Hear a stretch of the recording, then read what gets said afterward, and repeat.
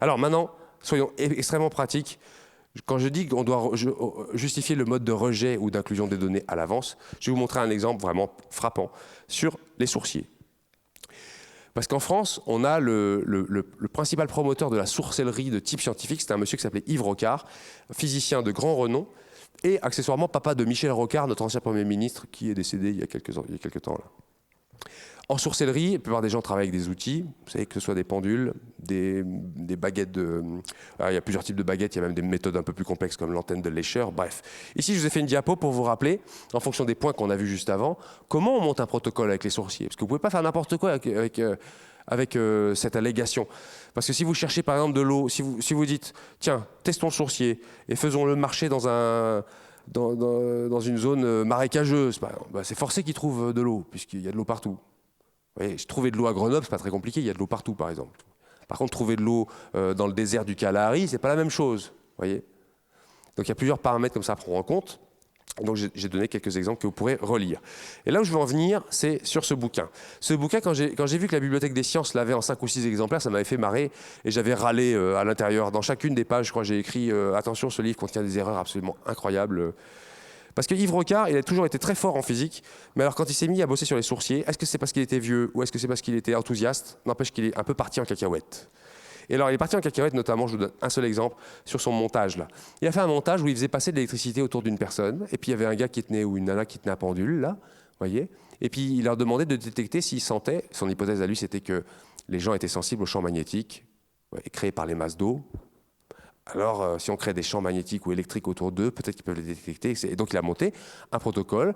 Et avec, normalement, les précautions que vous devriez prendre, vous, c'est avoir un nombre d'essais suffisant, randomiser, c'est-à-dire tirer au sort le sens du courant au hasard, pas le dire à la personne, évidemment, pas avoir d'effet de suggestion, passer en double aveugle, et puis faire un blanc, c'est-à-dire un test en blanc. Vous lui dites, monsieur, ça va? Oui. Alors là, l'électricité tourne dans le sens des aiguilles d'une montre. Vous le sentez bien? Ah oui, oui, je sens bien. Donc vous sentez bien que votre pendule tourne comme ça? Oui, oui, très bien.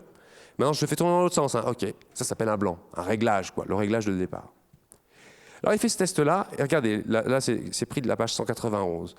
Il dit, voilà, j'ai pris le sujet H, le sujet M, le sujet G, et quand je marque vrai, c'est que la réponse est bonne. Vous voyez? Donc là, ça se tournait dans le sens plus, là, le sens moins, etc. Ici, il dit, avec des réponses exactes de 5 sur 10, 4 sur 10, 4 sur 10, cette expérience conduit à un échec assez visible. Cependant, il est intéressant de discuter davantage. Et c'est là que ça part en saucisse. Parce qu'Yves Rocard nous dit, regardez, 50, 40, 40, c'est quand même pas terrible. Mais il dit, si on convient par exemple de réduire les séries aux 4 premiers coups seulement, les 3 sujets s'améliorent beaucoup. Il dit, ah bon, pourquoi tu veux faire ça? Il dit, mais même le rationaliste coriace, c'est-à-dire vous et moi, hein, admettra que les sujets se fatiguent si les séries vont jusqu'à 10 coups. Ben non mais ça, mec, fallait le dire avant, en fait, que les gens se fatiguaient au bout de 10 fois. Enfin, c'est nouveau, quoi. Est-ce que tu serais pas en train de t'arranger avec ta tête? Bon, alors, donc, hop, ça nous donne ça. C'est-à-dire beaucoup mieux. Et là, c'est là qu'on voit vraiment qu'il a déraillé, quoi, là-dessus. Hein. Il dit, il faut remarquer que chaque série a été immédiatement précédée de 2 coups d'essai. Les blancs, là. Il sait dans quel sens ça tourne, le bonhomme, et puis il dit, ah oui, effectivement. Ah non, effectivement. À chaque série de 4, on peut donc ajouter les 2 coups. Toujours bon au début, il le dit lui-même, hein, toujours bon au début. Oui, puisque c'est des blancs. Pourquoi pas, c'est moi qui mets en bleu, hein, si cette procédure avait été convenue avant les expériences, tout le monde l'aurait accepté. C'est ça le problème, c'est qu'il fallait le convenir avant, pas après, quoi. Et donc en faisant ça, il arrive avec ça. Et là, il fait « Waouh, c'est cool ». Si vous faites ça, vous, dans votre dossier, vous êtes cuit. Hein. Vous devez juste donner votre mode de rejet des données ou d'inclusion des données avant, pas après coup, pas quand ça vous arrange, quoi. Je vais vous donner un exemple tout à l'heure sur un magnétiseur. Je vais vous montrer. Il est là, tout de suite après.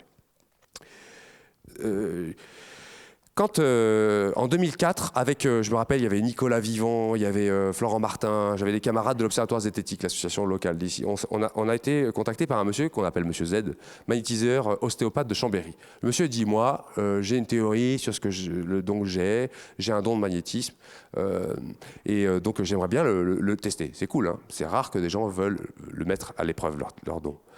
Donc on discute avec lui, on se met au point, les paramètres. Alors je vous ai marqué quelques trucs pour que vous puissiez vous en rappeler. Il disait que lui est capable de sentir un signal à distance. Il met ses mains pas très loin de la personne, il sent un signal dans ses mains. Et voilà. Au début, il est parti sur les théories, mais comme je vous disais, on ne part pas sur les théories, nous. On regarde d'abord les faits. Quels sont les faits? Donc il tient les informations comme ça. Il dit que le signal est stable même pour un même patient et pour une durée longue, relativement longue. Ça oscille pas toutes les 3 secondes, quoi. Il dit que le signal lié à un patient ne laisse pas une trace. Il allonge un patient, il met ses mains au-dessus. Puis quand la personne s'en va, il ne reste pas une trace, comme je sais pas, une odeur qui resterait ou un truc. Il ne reste pas une trace du signal, quoi. Ce qui fait que vous pouvez mettre un autre patient derrière. Il n'y a pas une déformation du message que ressent le monsieur à cause du bonhomme passé avant. Vous voyez ce que je veux dire? En fait, c'est des éléments importants à prendre en compte pour savoir comment on monte ensuite l'expérience, quoi. Ça permet donc de la prise en charge de 2 patients à la suite. Sans temps de repos. Alors ce qu'on a fait avec ce monsieur, au début, on s'était dit, montrez-nous comment vous faites. Alors je regarde si j'ai le temps de vous raconter ça, ouais j'ai le temps un petit peu. Alors il dit, bah regardez, on était 7 ou 8 la première fois, il dit, bah allongez-vous sur cette table, et puis moi je passe mes mains dessus comme ça, et moi je vous dis, tiens, bah vous avez plutôt mal à l'épaule. Alors et vous maintenant, bah vous, je dirais plutôt, c'est plutôt le genou. Et vous, c'est plutôt ceci. Alors, des fois, il tombe juste, des fois, il tombe pas juste. Ça dépend ce qu'on inclut dedans. Est-ce qu'avoir un peu mal à l'épaule, ça compte? Est-ce qu'avoir une épaule cassée, ça compte? Bon, on n'en discute pas de ça. On lui dit juste, est-ce que vous pensez que la vue joue sur votre interprétation?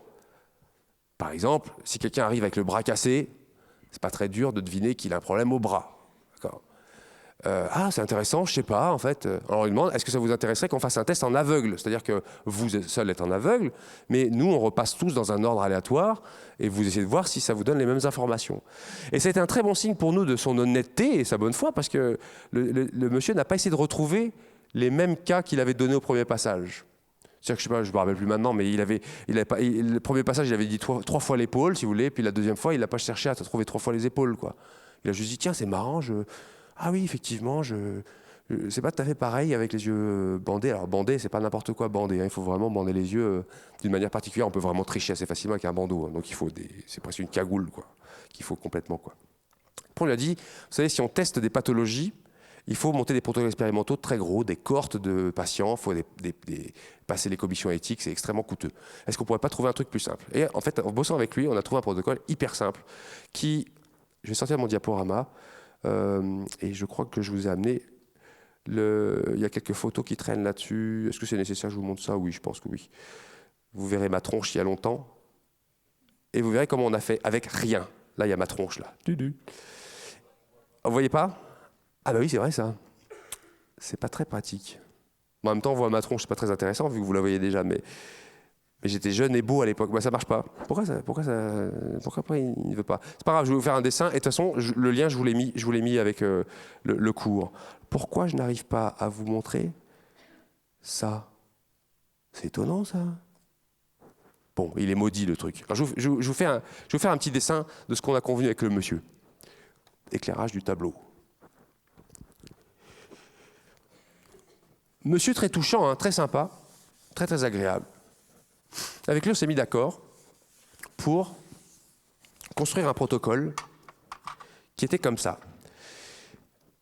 L'hypothèse qu'on a testée, c'est est-ce que ce monsieur est capable, par aucune autre information possible que ses propres mains, de deviner si un sujet est présent ou pas devant lui, séparé de lui par un paravent, pour éviter que ce soit la chaleur qui communique l'information. Il a dit, aucun problème, ça, je le fais les doigts dans le nez, 100%, aucun problème. Donc sa prétention était vraiment très haute. Et donc ce qu'on a fait, c'est qu'on a fait un système avec un paravent. Il a choisi lui-même le sujet qu'il voulait, quelqu'un qui avait un signal fort. En l'occurrence, il a pris une collègue qui s'appelle Géraldine. Et Géraldine a été là. Donc là, normalement, vous ne la voyez pas, elle est derrière le paravent, elle est comme ça, là. On fait les tests en blanc. Donc il vérifie bien quand Géraldine est là, qu'effectivement, il sent bien le signal dans ses mains. Et là, il dit oui, je la sens bien. Quand elle n'est pas là, il vérifie, il dit oui, je la sens pas. Très bien. On fait les tests en blanc et tout. On convient ensuite avec lui qu'on va faire une longue série d'essais. Et la disposition va être comme celle-ci. Vous allez avoir une pièce ici, qu'on appelle la salle R. Vous allez avoir une pièce ici, c'était à peu près comme ça. Et le paravent est comme ça. Géraldine est là ou pas. Là, il y a un monsieur, qu'on va appeler N. Et là, il y a une autre pièce avec le magnétiseur, qui est ici. et 2 personnes qui notent les résultats, les assesseurs. Moi, j'étais là. Pour éviter que le monsieur entende les genoux de Géraldine craquer ou un malencontreux petit P qui pourrait s'échapper ou n'importe quoi, vous voyez, un craquement quelconque, hop, casque anti-bruit. Pour tout le monde, pour toute l'équipe qui est là. D'accord ? Pour éviter que la répartition de Géraldine dans le haut-vent ou pas soit faite par un cerveau qui est généré un pseudo-hasard. On sait que le cerveau est très mauvais générateur de hasard. C'est-à-dire que, je ne vous fais pas un cours spécifique là-dessus, mais on a tendance à faire un hasard trop alterné. C'est-à-dire quand on va se dire, tiens, je vais faire au hasard, alors vas-y, n'y va pas, vas-y, n'y va pas, vas-y, n'y va pas, vas-y. Alors qu'en fait, quand c'est au hasard, vraiment, il y a des longues séquences où elle y va, il y a des séquences où elle n'y va pas, après ça alterne un peu. Enfin, les plages sont moins alternées, si vous voulez. Donc ce qu'on fait, c'est qu'il faut faire une randomisation correcte, quoi. Donc il faut prendre, alors soit vous prenez des générateurs aléatoires informatiques, soit plus simple, vous prenez une pièce de monnaie. Et donc le groupe qui est ici, il est dans la salle de randomisation. Ils étaient 3, ils étaient enfermés, on leur a mis un pack de bière, parce qu'ils n'avaient plus le droit de sortir, puisque eux étaient dépositaires du tirage aléatoire. Et sur une fiche de 100 cases, ils devaient tirer au sort des 1 et des 0. Donc ils ont fait ça, des 1, 1, 0, 0, 0, 1, 1, 1, 0, 0, 1, 1, 1, etc. Ils ont recopié ça 2 fois. Ils ont mis ça dans des enveloppes. Ils les ont glissés sous la porte et après ils ont été punis pendant 4 heures. Et ils ne pouvaient plus sortir. Parce que s'ils sortaient et qu'ils croisaient le magnétiseur, on connaît suffisamment de méthodes pour qu'on puisse induire des réponses. Si on voulait, en fait, vous comprenez que quand on monte un protocole comme ça, il faut que ni la personne testée, ni nous qui la testons, ne puissent tricher quand bien même on le voudrait. Et dans quel que soit le sens qu'on voudrait donner à l'expérience. Donc il ne faut pas qu'il y ait de triche possible. Donc eux, ils sont condamnés à rester là, pour ne pas casser le double aveugle. Les 2 enveloppes sont glissées sous la porte. Nous, on en récupère une que le magnétiseur met dans sa poche et décachettera qu'à la fin. Et lui en prend une, et c'est lui qui va répartir ou pas, selon s'il y a 1, il dit à Géraldine de s'y mettre, il fait comme ça, sans bruit, et elle se met. Et si il fait comme ça, elle se retire. On fait ça 100 fois. Monsieur est venu pour faire ça, et on lui a demandé s'il voulait boire un coup avant, et tout. Il dit non, je suis chaud, juste un peu de tisane, c'est très bien, je veux rester vraiment concentré. On a fait ça de 10h à 3h du matin. On a fait exactement 98 essais. C'est long.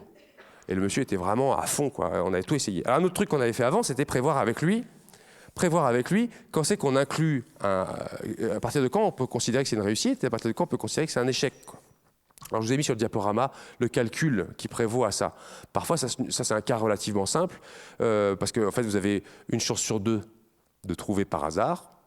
Donc il y a une équation qui vous donne l'intervalle de confiance autour, ça doit être 3 fois racine carrée de P fois 1 moins P, je sais plus quoi, N. Et donc en gros, avec le nombre je vous le dis directement, hein, le résultat c'est que pour considérer que le monsieur ait moins d'une chance sur 100 de donner ce résultat par hasard, que la petite P soit de 0,01, il faut que le monsieur réalise au moins 64 bons résultats. Ouais, on va mettre là. 64 bons résultats. S'il fait moins de 64, et donc s'il fait plus de 36, alors il est dans ce qu'on appelle le hasard. Il est dans les 99% de cette courbe. J'espère que vous suivez. Donc s'il est là-dedans, s'il est là à 50, si la moitié des cas il a bon, il fait comme quelqu'un qui répondrait au pif, quoi. Puisqu'il y avait une chance sur 2 qu'elle soit là ou pas, Géraldine, vous voyez.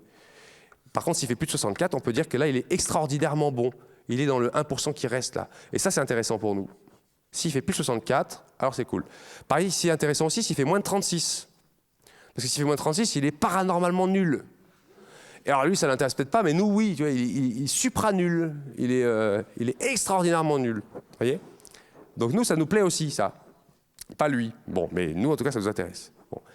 3h du matin, on dépouille les résultats, on s'assoit tous ensemble, on se réunit.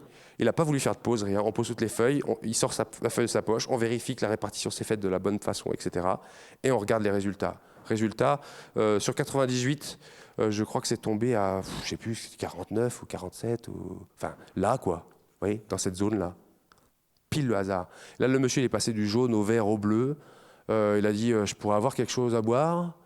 Alors on lui a proposé un coup à boire, il a dit non mais quelque chose de plus fort. Alors on lui a donné une gnôle.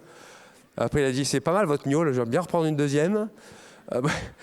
Bon, bref, 4h du matin, je me rappellerai toujours, on était en bas à le raccompagner à sa bagnole, il voulait rentrer chez lui, il a dit je comprends pas, je suis déprimé, c'est horrible. Je ne comprends pas comment j'ai pu échouer à un test pareil alors que vraiment c'était facile, c'est terrible, je suis désespéré.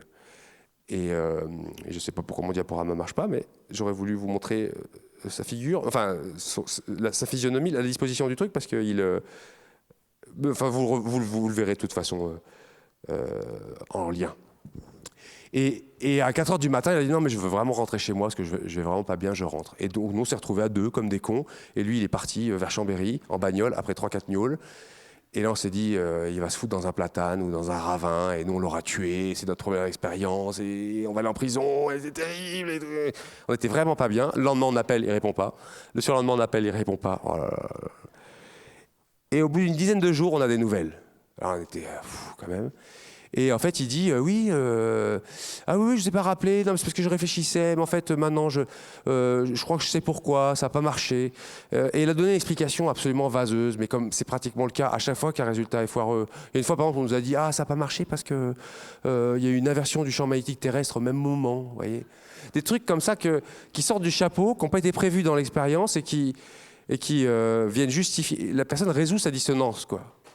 Donc il lui a demandé est-ce que ça change votre pratique à vous? Il a dit non, moi ça change rien, rien du tout, quoi. Si je veux bien qu'on enlève mon nom de la publication, alors qu'au début il voulait qu'on mette son nom.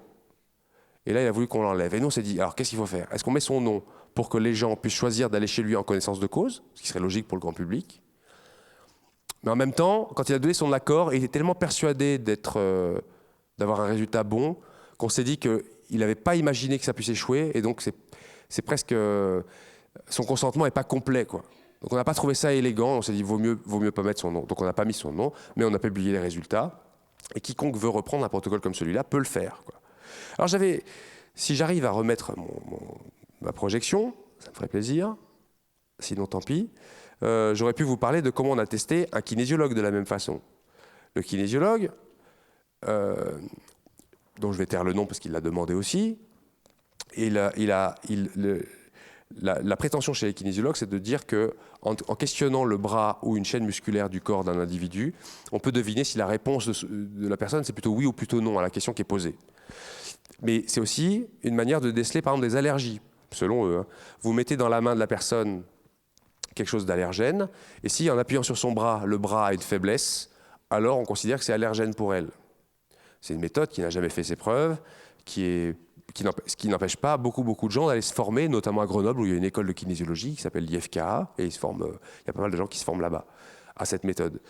Et nous, ce qu'on voulait savoir, c'est est-ce que vraiment, ces gens ont la capacité de deviner si une substance est vraiment néfaste pour un individu. Alors ce qu'on a fait, hyper simple, on a fait un protocole avec 10 éprouvettes. On a fait ça avec des étudiants de secours, là, c'est en 2011. Alexia Madelon, Julien Tournier et deux autres nanas. Et ce qu'on a fait, c'est 10 éprouvettes, toutes anonymisées. Personne ne peut savoir ce qu'il y a dedans.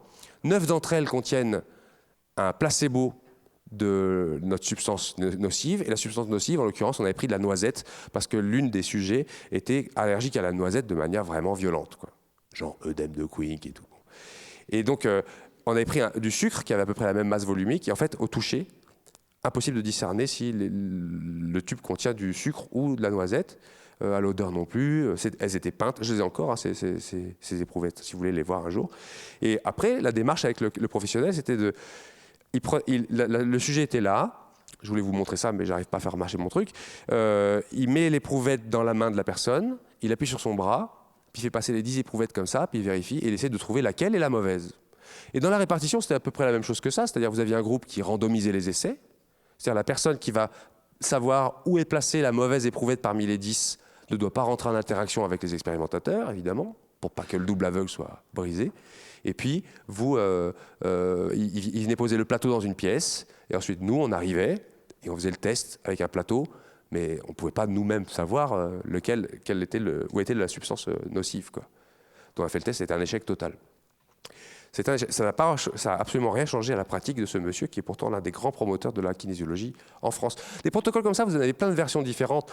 Vous pouvez travailler sur les sourciers. Quand des gens vous disent être en mesure de détecter des masses d'eau, il y a des protocoles qui ont été mis en place, par exemple, avec des plateformes en bois sous lesquelles vous placez, vous quadrillez la plateforme, et puis quelqu'un vient placer des bacs d'eau sous la plateforme, Et ensuite, les sourciers passent dessus et vous disent sous quel carreau il y a la masse d'eau, quoi. Alors, généralement, ce protocole ne rencontre pas un grand succès parce que beaucoup de sourciers vous disent qu'ils sont capables de sentir seulement les masses d'eau qui bougent. Vous voyez ? Et donc, pour remédier à ça, dans un protocole qui s'est passé en Australie dans les années 80 et puis aussi au laboratoire de zététique à Nice, il y avait un système qui a été mis en place de poulpe, c'est-à-dire un système où l'eau rentre, mais ensuite elle se subdivise comme une pieuvre, si vous voulez, et il y a une personne qui vient régler dans quel bras va partir l'eau, puis elle s'en va, il n'y a pas rupture du double aveugle, les autres arrivent et ils disent c'est de celle-ci que sort l'eau. Et quand on fait ces tests-là, ça ne marche pas non plus. Pour l'instant, sur les sourciers, ce que je peux vous dire, c'est que les sourciers ont tendance à trouver, ce qu'on dit scientifiquement, c'est que les sourciers trouvent de l'eau un peu plus que la moyenne des gens, mais pas à cause d'un don, à cause d'une capacité à percevoir le milieu dans lequel ils sont. Il y a des plantes qui sont à plus grande hygrométrie. Généralement, ils indiquent plutôt un creux plutôt qu'une bosse. Bon, et des trucs comme ça. Mais ils trouvent vraiment largement moins que des spécialistes, quoi. Et il n'y a aucune raison de postuler qu'il y ait la possibilité d'un don. Mais par contre, il y a surreprésentation des cas pour lesquels ça a soi-disant marché. Parce que généralement, ils vous disent creusez là et à 10 mètres, vous trouvez de l'eau. Mais en France, c'est souvent qu'il y a de l'eau, à part dans le Larzac et 2-3 endroits comme ça. Et les gens ont tendance à être contents quand on trouve de l'eau à 2 ou 3 mètres, alors que la prétention du monsieur était de 10 mètres. Ça devrait être un échec selon notre mode d'inclusion de rejet des données. Mais en fait, les clients, eux, sont satisfaits parce que 2 mètres de puits, c'est moins cher que 10. Donc même si la prétention du monsieur est fausse, si on trouve de l'eau, il est quand même content, le client. Vous voyez, ce qui fait que beaucoup de cas circulent disant que ça fonctionne bien. Je peux vous donner un dernier exemple de protocole.